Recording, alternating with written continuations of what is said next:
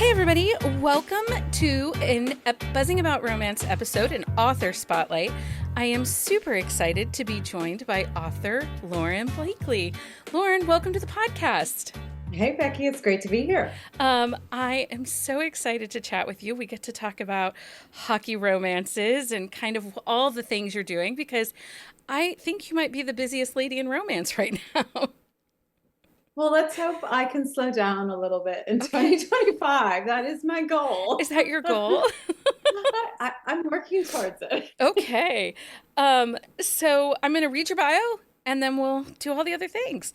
A New York Times bestselling, #1 Wall Street Journal bestselling, and #1 Audible bestselling author, Lauren Blakely is known for her contemporary romance style that's sexy, feel good, and witty. Lauren likes dogs, cakes, and show tunes, and she's a vegetarian at your dinner party. I love that you love show tunes. Like, I'm a Broadway girl. I am raising a musical theater I mean, she's 19, she's a college student, but she's a musical theater junkie. Yeah, give me all the I'm Broadway. going to see Patti LuPone in Chicago next week. I don't know why I just tried to sing because I can't. I But can't sing yeah, either. she's my love. Patti LuPone is Yeah.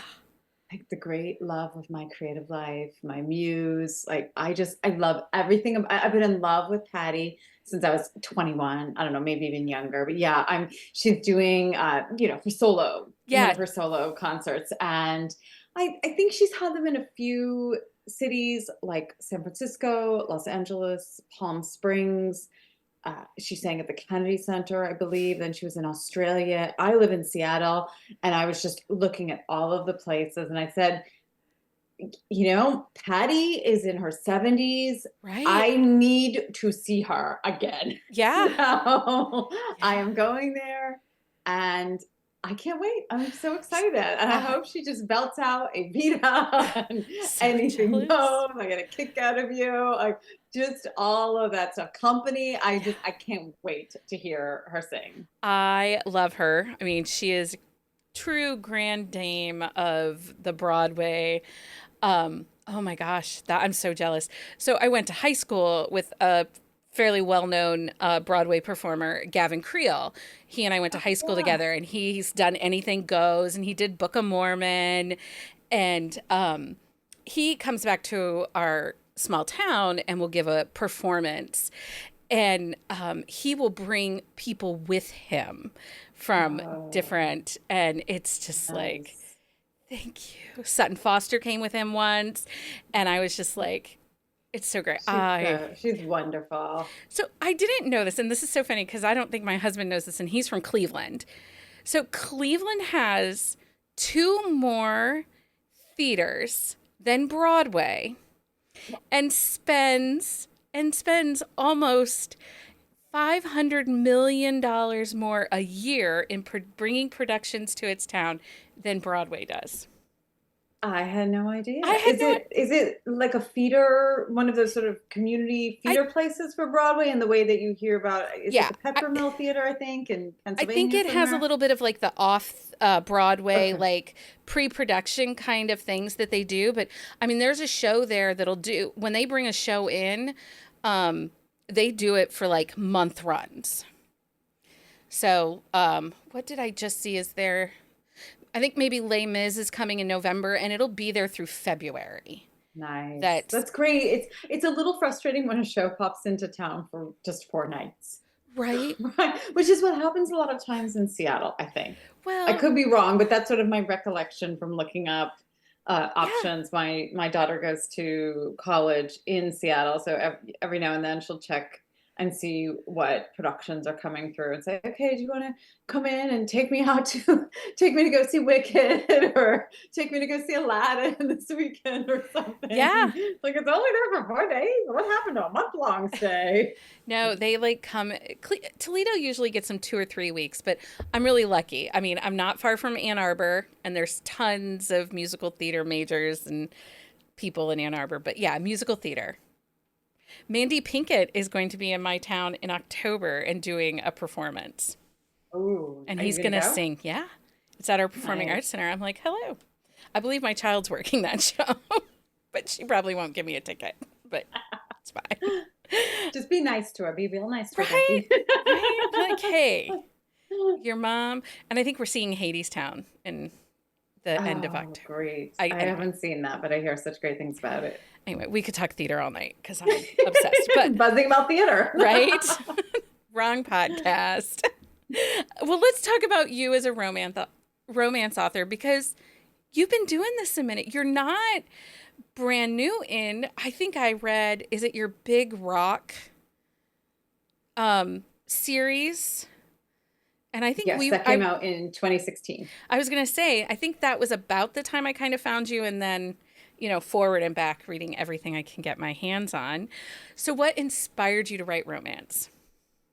I I'm a romance girly at heart. I just always have been. I was listening to you and TL Swan talk about this, just kind of nodding and saying, "Oh yeah, I did that. Like I read Sydney Sheldon, I read Danielle Steele. Gone with the Wind was like the first romance, even though." Okay, it doesn't really count because it doesn't really have an HEA. But I love sort of, I think they're called the blockbuster books. The Jackie Collins. Just Yeah. I ate those up back in the day, like in the 80s. I was just obsessed. I love happily ever afters. I love that swoony feeling you get when they're falling for each other, but they can't be together. I love that like tug in your chest and that just that warm kind of like woozy feeling you get when Yeah. people are falling in love and you get to watch it. And I love romantic movies, love a screen kiss. I mean, it's just, it does it for me. So No. I think it was always something that was calling to me. It was just the timing had to be right. And it finally was when self publishing was really starting to take off in 2011 and 2012. And I had a friend who was following the marketplace and said, because I had been sort of writing what was called chick lit at the time and dabbling in a few other genres. And she's like, well, this kind of sexier romance, spicier romance is really taking off with Sylvia Day, obviously 50 Shades. Why don't you give it a shot? I remember grabbing Kristen Proby's first book, Come Away With Me, reading it and thinking, okay, let's roll the dice. Let's see what happens. Here I am, 11 years later, still doing it. Well, and it's something I was thinking about your books, and now that you loved the movies to watch them fall in love. And to be honest, your books have that Nora Ephron vibe to them. When Harry Met Sally, the You've Got Mail, the Sleepless in Seattle kind of moments, that there's just this kind of sweet pacing with enough spice and banter that you're like, I'm in. These are my people. And then the falling in love part is like the best part. Well, thank you. I appreciate that. And I love writing the banter. Just today, I was working on the third book in my Love and Hockey series and finishing up a spicy scene. I'm thinking, okay, I could just end it right here, but maybe there's some pillow talk and maybe they're chatting. And I'm like, oh, stop, Lauren. This is why your books are getting longer. But I just love trying to capture, uh, though I love trying to capture the way couples, the way people falling in love do talk to each other. Because I am a big believer that communication, of course, is so important and that is part of how they fall in love, of course. So you want to be able to see that. Sometimes you want to be able to linger in um, like a pillow talk moment where they're just sort of teasing each other and you can see that, okay, it's not just that they had this like banging hot sexy times, but there is sort of this this not just a softness but also kind of like a sparkiness like Yeah. so yeah, that I have a blast with all of that. Well, you get the chemistry and the sparks and again, like your banter, I think really makes your stories, because we get such insight on how they talk to each other. And if you watch, particularly in the romance line, if we watch how Max first approaches Evelyn, and how he's kind of like, I'm super cocky, way too big for my britches. I know what you're doing. And then all of a sudden, there, like, it's an evolution in a character arc that he starts to soften for her, and, a little less cocky. I mean, he's still pretty freaking cocky, but I loved him. He's very, he's very cocky. I, But we I love that, right? We love a confident hero. right. Oh, and he has it in spades. Um, but we get, and I think that's something else. So your books are very character driven. Like, we get the great banter, and we see this evolution and spark, and them coming from, like Max and Evelyn, the coworkers, and kind of enemy-ish, or just broody grumpy, and she's just really sweet and nice. um, there were a couple moments I'm like, oh, she needs to be mean to him. He needs to get it together. But like Well, you're, I think that was the challenge for her, right? And actually, it's just to interrupt you for a yeah. second, in case you want to edit this, it's actually Everly. Oh, Like Everly. I'm not upset that it's that, but I don't know if you want to go back and edit it or Oh something, no, just everybody so who that listen. listens Okay. to the podcast knows that Becky is the worst at names. I seriously wrote down Evelyn, and I will now, all the Sorry. listeners will be like, Becky did it again. I did an interview with another author. The entire episode, she had a hero. His name was Benny. And he was just this really sweet kind of golden retriever guy. I called him Manny through the entire Instagram live. And she's like, who the fuck is, finally at the end of the interview, she's like, who the fuck is Manny? I'm like, he reminded me of Handy Manny, because I'm a mom of Gen Zers. We watched Handy Manny. Anyway, Everly and Okay, Max. sorry. It's okay. I'm sorry. I apologize. No, I'm not upset. I was like, I should, just in case you want to know. No, well, For but the it's good for the listener. listeners to Yeah, know that's kind of what I was thinking. I'm that like, I they're don't like want them giving reading you the a right hard book. time. Right. Give me a hard time. I deserve it. Names are hard. Like, how do you come up with names for your books? Because you have what? You published over 100 books, I think, right? I have, yeah. I think the romance line is somewhere around 120. Oh, Becky, I'm recycling names, especially for the men. I just can't. Like, there's a finite amount of hot man names. Like they just Nobody wants a Chad. you yeah, right, exactly. So Max was the hero in Joyride, one of my big rock books. So that has already been recycled. I think I've had two Jakes. I I've I've had two Nicks in Mr. O and in the Tryst. I've had a couple Finns. I had Finn in the Tease, and then I think in the Virgin gift. It's just too hard. It's too hard. So I just said, this is not a battle that I need to fight, right? Like I don't have to keep going for that. And also, I'm not somebody who comes up with super creative names for men. Christy Bromberg is amazing at that. And actually, I'm sorry, can I say that again? Because I think Yeah. she goes by Kay Bromberg. Kay Bromberg is amazing at that. She comes up with really creative names for the men and the women. And I just think, okay, this is going to be Jill and John at this point. That's what Right. you're going to get. I actually, I just interviewed, and she did go by Christy. Like, she used Oh, both. okay, good. All right, Yeah. then you So can use you didn't whatever give away version you any want. secrets. No, you didn't give Okay. away any secrets, but she Okay. does have really good names. Right? Sawyer Bennett is another one that does really great with names. And I don't know, like, I think names are hard. I could barely Yeah. name the two children that I have. Because then there's the fear you're naming them maybe after a dog you had or a cat. Like, Well, and plus I have to name a lot of pets. That's the right? other thing. I have a lot of fictional pets. Fortunately, though, I have a plethora of animal names up here. And I have some regret over, I wouldn't say I have a terrible regret over one of my dog's names. One of my dogs is named Ruby, but she's quite feisty and a little fiery. And my daughter and I always say she should have been Roxy. So You know, Fair. I did use Roxy as a dog's name You, in yes. I didn't realize you So do have a lot of pets because you had like, there's a dog named Nacho, right? yes, Nacho is the panty-eating dog in Double Pucked.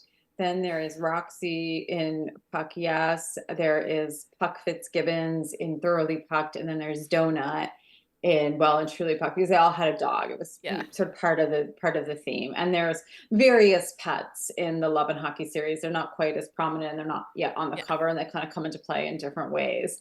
But yeah, we have Pancake. I guess I like to name animals after food. Wow. What does that mean about me? I I love know it it. must say something. Right.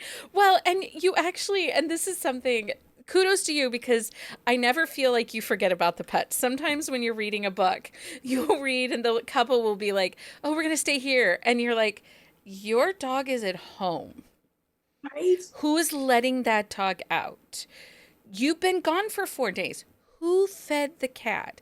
Because, like you in real life, I have a plethora of pets in my real life. Um, my child is studying to be a herpetologist. So I have like a tortoise and she has some reptiles and we have dogs and a cat. And like, so the pets, when the pets get lost a little bit, I get a little concerned.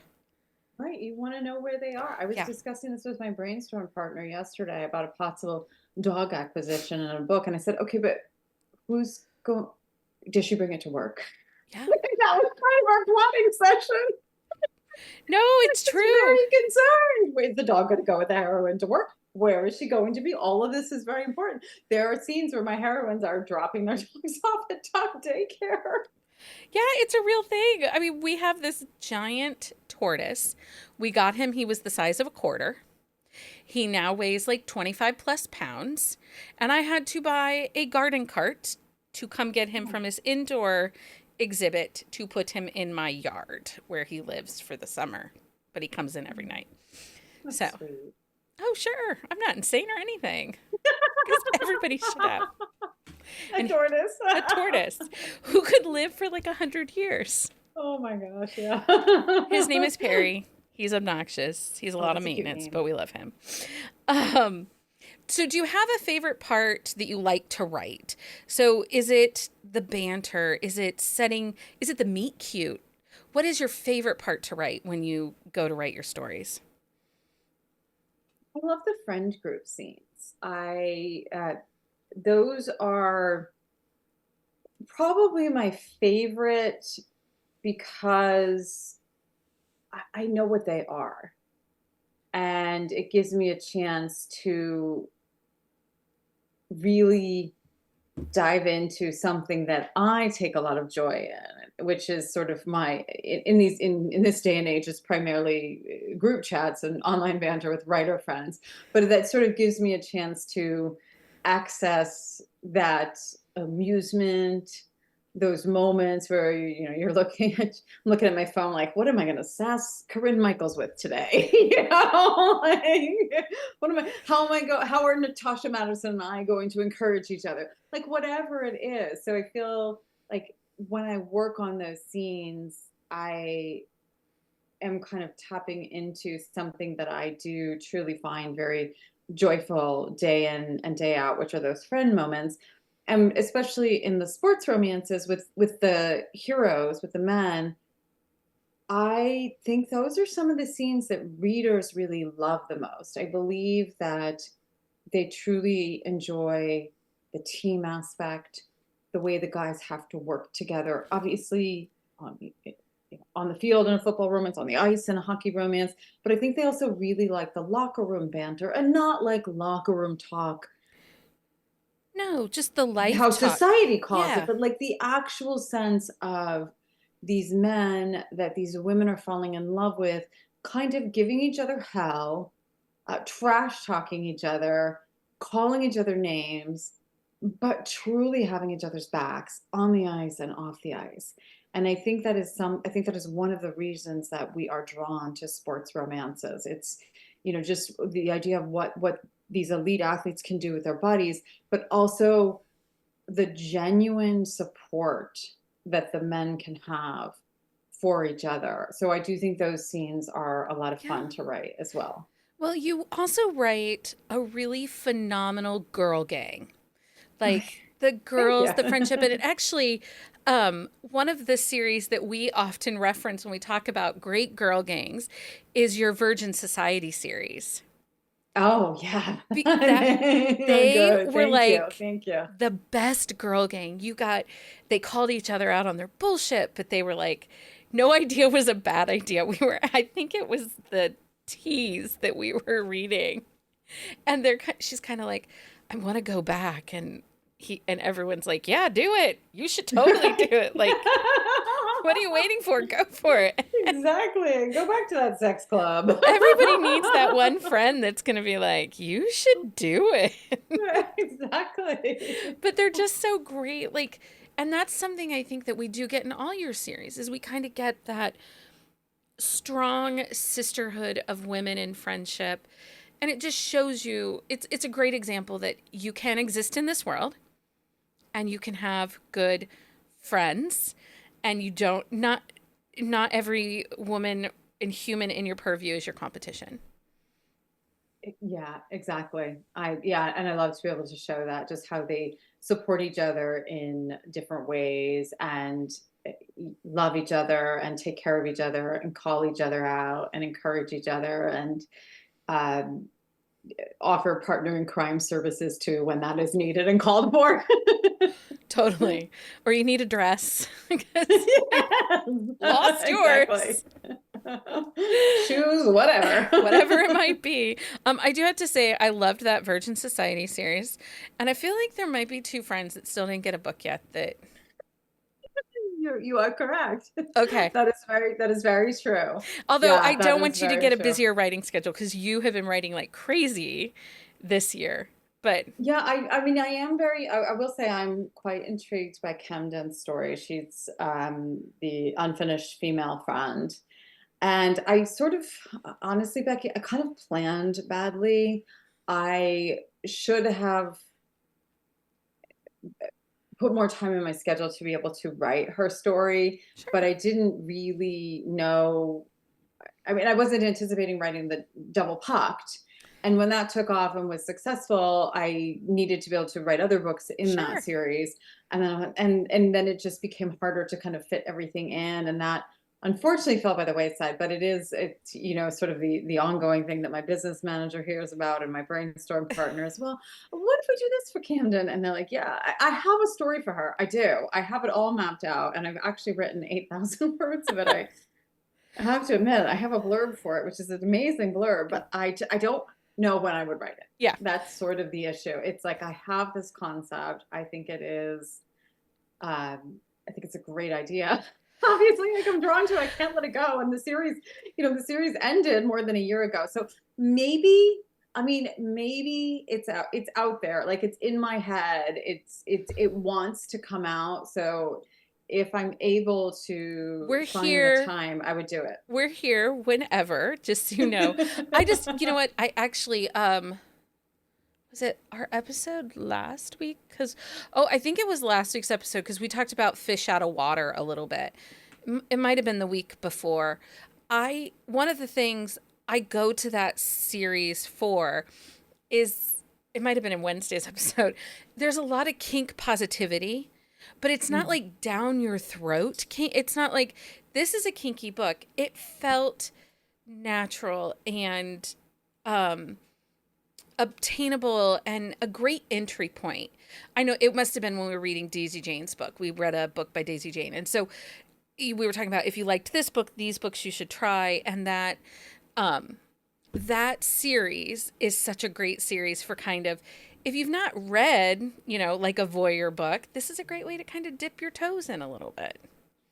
Yeah, I do like to try to flirt a little bit with kink in Yeah. some of my books, whether it is role play, which was in the tease, or even if it's like a little pleasure dom, or and there's almost always she almost always gets tied up with ties at some Right. point. Like, Right. I've used other implements to tie a heroine up. I don't know. I just think it's pretty sexy when she's got tied up with his ties, Yep. especially in a billionaire romance. Right. Or even a hockey romance. They wear some But pretty. they dudes look good in those suits. They You do. They know? do. They really do. So let's talk about the romance line because this is your latest release. It is out on October 2nd. Um, and this is a coworker, close proximity, sports hockey romance. Forbidden because they are coworkers and really should not be dating. Grumpy Sunshine. And you know how to start a story. The hook of your start just sucked you in. Like it sucked me in because the two of them having each other's luggage and the fact that they both go through it They're such was little snoops, fantastic. aren't they? They're so bad. It was fantastic because I'm a Thank you. snooper. Like I totally It look would be hard to resist. I mean, especially if it's somebody you're attracted to. right, You're like, right, what's in here? Okay, I know I shouldn't look, but tempted. right. Yeah. And it's like right there in front of you. How could you not look? You know? Yeah, I think that we want to believe we wouldn't look. And I've never been in this situation, so I don't actually know what I would do. But I think it's probably in all of us that deep temptation to look. I mean, we're fascinated with things. Like that's, like we want to understand people. We want to understand, and like I said, especially if it's somebody you're attracted to, it would be Yeah. hard not to just kind of paw through things. I mean, Just a little, just a little. I've looked in medicine cabinets. I've looked in Right? drawers. I look at what brand shampoo you're using. Of course. I mean, at a dinner party, like if you don't want somebody looking in your medicine cabinet, you put it away. Right? Or you put it like in the master bath where nobody's going to go in and Yes, look. exactly. Exactly. Because I am a nosy bitch like that. I love it. So you did the audiobook is read by Vanessa Edwin and Teddy Hamilton. It is done in duet style. And you actually, first of all, you were doing duet style before it was cool. Thank you. Thank you very much. You're kind of a bit of a trailblazer there, my friend. Um, but you have embraced the new kind of there seems to be a demand within the market for the duet. Um, do you cast your own narrators? I think you do, right? You do all your production and stuff for your audiobooks?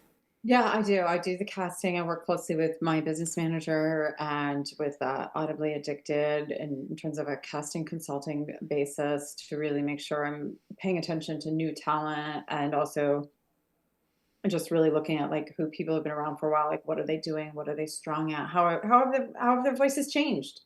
I mean, we've been in this long enough to have seen and heard, I should say, some changes in voices. So I'm really just trying to make sure that the narrators are being cast appropriately in roles where I think they can really shine and where their talents shine.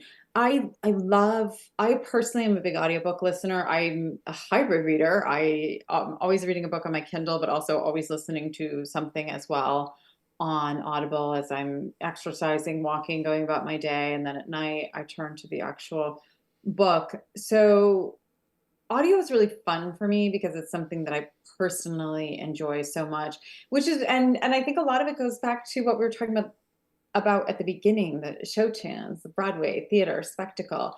Like I love being entertained. I love uh, kind of letting myself totally believe in the artifice. And I think that's one of the great things about audiobooks is it's a performance and you can get lost in it, which is one of the reasons I have done some full cast productions as well over the years. So I did Birthday Suit in 2018, and that was my first full cast. And it was kind of my chance to be a Broadway director, I mean, to some degree, right? But, Right. to really kind of have this more theatrical play-like sense while still telling the love story that's in a book. So this shift from listeners to duet sort of is like naturally fits what my interests are as well. I listen probably mostly to dual narration because that's what is still primarily out there. Yeah. But I do really enjoy listening to duet as well and producing it because I think it is something that gets um, that gets this sort of new generation of listeners excited. Yeah. It has a more conversational styling to it. It makes it feel, I think it's really easy to get lost in duet a little bit. Like it's less of having a story read to you and more that you're kind of on the outside looking in, that immersive experience. I recently started doing immersive reading where I'm listening and reading the same book at the same time, like for the full effect. And that's been really interesting. Just kind of playing with, the sensory of it because like theater and the play, the sounds coming at you while you're taking in the words. And I love the extra effect that the duet adds into it. It makes you feel like you are watching a play in your head.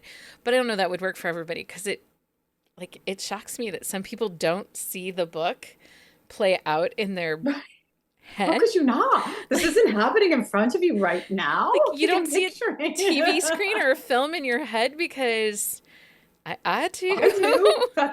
I'm watching it.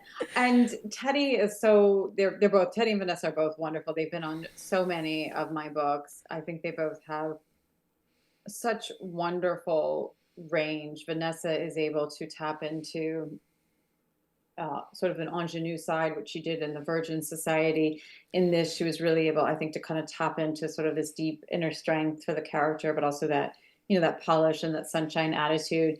And then Teddy is often cast in a golden retriever role in which he is excellent. But oh my gosh, he gives good grump too. He is He a really good really grump. does. He just knows how to be broody and irritated, but I think he also is so good at the the heart moments. Like, and I'm not giving anything away because we know they're going to say I love you. Right. When he tells her he loves her, oh my God, I was like, this is the best. This It is is so the best. And good. he does do broody, and you've used him a couple of different times in the role of the broody hero. And I like that though. And, it's funny. I had the honor of interviewing Teddy a while ago, and he was such a great interview, and he's just such a genuine, sweet, nice guy. And someone asked me after it was all said and done, they're like, well, do you struggle now listening to him? And I'm like, no, because I don't see him when I see the hero. I see the description. Um, I do have to laugh sometimes, especially if he gets the goofy or has a goofy moment, because I'm like, well, was that really written that way? Or is that Teddy being Teddy? I do have those moments. Like, we all know he's a little dorky. So you're kind of like, did he make that up? Or how off script was he? Right, right. Yeah. He is a character. He's a great character. I think he has such a genuine appreciation for the genre, Yeah. which I love. I have so much trust in him in placing a manuscript in his hands. And I think as romance writers, I think any writer, any artist, any person feels this to varying degrees, depending on what your field is. You worry, is somebody going to make fun of me? Are they going to like this? Is this going to sound stupid? Did I say this the right way? That's just part of the human condition. When you're in a creative field, of course, you are opening yourself up for criticism. That's natural. There are reviews and all of that.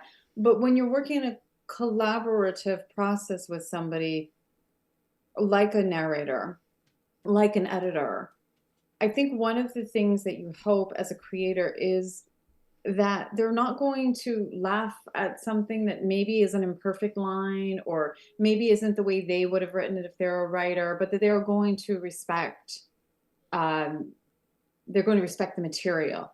And that is how I feel. of course, I mean, I never have any doubts about the women. You Right. know, like, with the men, you hope that, right? Because Right. you're like, okay, I hope that they can do, and that's why I try to find male narrators who I really do feel that respect the genre and that have a genuine appreciation for what we are trying to accomplish Yeah. as authors in the space. And if a guy is on my book, hopefully, hopefully they have that. Right. Right. I mean, hopefully the women do too. I like to think they do. I feel Hopefully like they all do, I feel right? a lot of our female narrators, they do have like like we trust them. I mean, we definitely Right? all kind Yeah. of feel like, oh yeah. And a Yeah. lot of times I feel like, oh, they could be my friends. Like, I do not know Exactly. Kelly Dalton. I have never met her in my entire existence. But whenever she narrates a book, I feel like I am having coffee with a friend.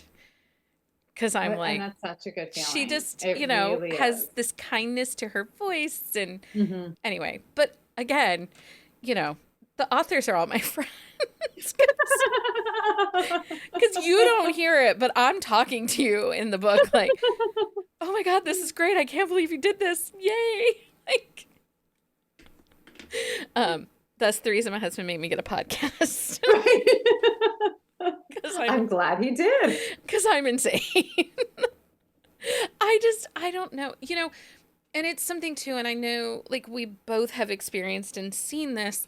And it does oftentimes feel like everybody wants to come for the romance genre, right? Like there seems to be a set of standards for this genre that doesn't exist for anyone else. Like if you're reading a thriller and nobody gets killed, you're gonna be pissed, right? Right.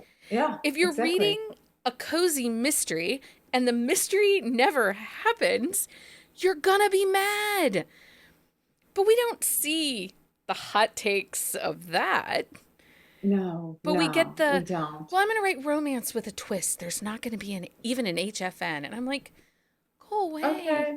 Can you leave us You can alone? feel yeah, go to the other side, go to the fiction side, go hang out in the literature section. That's genre Like fiction give me my happy ending every time. every Give time. me a besotted hero. Like give me a heroine who feels adored, Right. or any couple, any couple, any gender, whatever it is. Like have them support and love each other and be obsessed Right. I want in a to good way. see that Yeah. them becoming coming together and obsessed with each other. Yes. I want to have that big moment, those swoons. Um yeah, whatever you can call it predictable all you want. I call it my favorite thing in the world. Exactly. So, leave us alone. I'm with you. Leave us alone. Um so what is next for Lauren Blakely? Because I mean, hopefully you are kind of slowing down a little bit, but because you've what had 9 books this year, 10?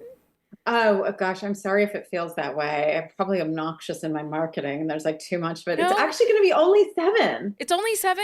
Okay, well, And Becky, can you believe that's like the least amount of books I've put out in a year since I don't even know, maybe 2016. I don't know. It's been a while since I've only put out 7 books, but I have box sets and stuff. So it right. probably feels like more. And I'm Well, also just kind of, and I'm loud. I actually just did a backlist read on a couple books because you recently sold some older football books to Yes. Source Source books. Yes, I'm Source working with Books. source books. And I was like, I know that I have those books, and I don't know that I've read those books. So I went Oh, back and yeah. I've read them. And you did a Rockstar series. I think you co-wrote. Did you?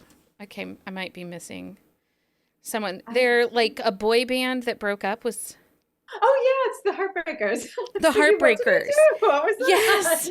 And that's like a nice short series. Each of those books are about 50,000 words each. Once Upon a Real Good Time is the first Yeah, one. just Heartbreakers. Once Upon a Short Thing, yeah, Once Upon a Wild Thing. Yeah, that was fun. Yeah, they were brothers who had a boy band and then split up, and then it's sort of, So 10 years later. they're a comfort read for me. Hmm. they're one of those that like they were one of the first like group of contemporaries that I kind of because I was historical for a really long time, so it was one of Mm. those first contemporaries dabbling out. So I'm sorry if I oversaid you had, but I did a backlist dive on you this year. No, I So think that's great. I love hearing that. I think that's wonderful. Yeah, um, so I've had seven book. I have the romance line like that we've been talking about, and then I have my very first ever Christmas book, which is my favorite holiday. That's coming out November 14th, and the heroine is sort of part of the girl gang in the hockey books, and she's yeah, also been in my prior completed rom-com series, How to Date, which just finished up in June. That's Fable, and she is fake dating her billionaire boss at Christmas time. as Owns a one football does. team and a hotel and lots of other things. And he's a single dad. It is trope stew, Becky. It's like Sign all the me up. small town. I mean, and it is just full of Christmas. I personally love Christmas movies. My husband was the other night he was discussing like when we're gonna get the Hallmark Channel for the Christmas. He's like, I imagine we'll do 4 movies a week. Like he has it I all love that. I planned love out that. because we've gone through all the streaming services and like watched most of the ones that we really know we enjoy. So he's looking for more this year. Like, I can't get enough of them. They are candy and they're so good. And I love the snow. I love the lights. I love the decorations. I love the baking. I just love when like Christmas throws up on the screen in the book, whatever it is. So I said, I'm doing it. I'm writing just like a big, huge Christmas book that has all of the things. So I have that coming out. And then next year will be just more in the hockey series. And I'm launching my first small town series. I've done a few small town books within Yeah. other series, but I'm launching my first small town series with Source Books. Okay. So I have a book with them that takes place at a lavender farm in a small town called Darling Springs, California. So I love that. I love that. yeah, it's good. That's so exciting. So like I said, the romance line comes out on October 2nd. The ebook will be available in Kindle Unlimited. The audiobook will be on Audible. Correct. Yes. And then you can find the paperback wherever you guys get paperbacks. Exactly. Lauren, thank you so much for hanging out with me and chatting about books and Broadway. Thank you for having me. Yeah, this was a blast. I loved it. It was great, and thank you all for listening. Anytime. Until next time, everybody, happy reading. Find us on Instagram at Buzzing About Romance or on Twitter at Buzzing Romance. If you like the podcast, please leave a review. If you'd like to support us directly, join the Bookcase and Coffee Patreon and receive exclusive content only available to Patreon members. Check out bookcaseandcoffee.com for our on-the-shelf show notes.